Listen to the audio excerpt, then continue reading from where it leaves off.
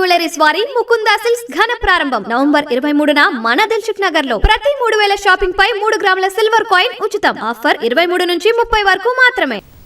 Rising Telangana 2047 vision document ద్వారా రాష్ట్ర భవిష్యత్తును ఆవిష్కరిస్తామని ఉప ముఖ్యమంత్రి భట్టి విక్రమార్క తెలిపారు. వచ్చే నెల 8, 9 తేదీల్లో నిర్వహించే గ్లోబల్ సమ్మిట్ నేపథ్యంలో ఉన్నతాధికారులతో సమావేశమయ్యారు. మంత్రులతో చర్చించి విజన్ డాక్యుమెంట్కు ఇవాళ తుది రూపు ఇవ్వాలని భట్టి ఆదేశించారు. రష్యా బృందంతోనూ డిప్యూటీ సీఎం భేటీ అయ్యారు.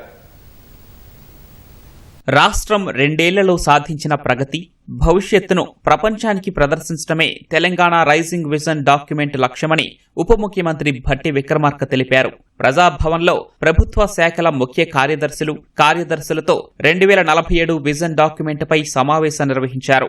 $3 ట్రిలియన్ ఎకానమీ లక్ష్య సాధన కోసం అడుగులు వేస్తున్నట్లు డిప్యూటీ సీఎం తెలిపారు. 2047 విజన్ డాక్యుమెంట్ రూపకల్పన కోసం ప్రభుత్వం ఐఎస్బీతో ఒప్పందం కుదుర్చుకుందన్నారు. ఐఎస్బీ అధికారులు వివిధ శాఖలను సంప్రదించి ఇప్పటికే ప్రాథమిక కసరత్తు పూర్తి చేసినట్లు భట్టి వివరించారు. 2 ఏళ్లలో ఏమి చేశామో చెప్పడం కన్నా భవిష్యత్తు తెలంగాణను ఎలా తీర్చిదిద్దబోతున్నామో డాక్యుమెంట్ ద్వారా వివరించాలని నిర్ణయించినట్లు భట్టి విక్రమార్క తెలిపారు. 2 ఏళ్లలో రాష్ట్రానికి వచ్చిన పెట్టుబడులు, రీజనల్ రింగ్ రోడ్డు నిర్మాణం తదితర విషయాలను డాక్యుమెంట్లో ప్రస్తావించాలని ఉప ముఖ్యమంత్రి సూచించారు. డిసెంబర్ 8, 9 తేదీల్లో జరగనున్న గ్లోబల్ సమ్మిట్ కు ప్రపంచవ్యాప్తంగా వివిధ రంగాల నిపుణులు, పారిశ్రామికవేత్తలను ఆహ్వానిస్తున్నట్లు భట్టి విక్రమార్క తెలిపారు. మంత్రులతో చర్చించి విజన్ డాక్యుమెంట్ కు ఇవాళ తుది రూపు ఇవ్వాలని ఆయా శాఖల కార్యదర్శులకు డిప్యూటీ సీఎం తెలిపారు.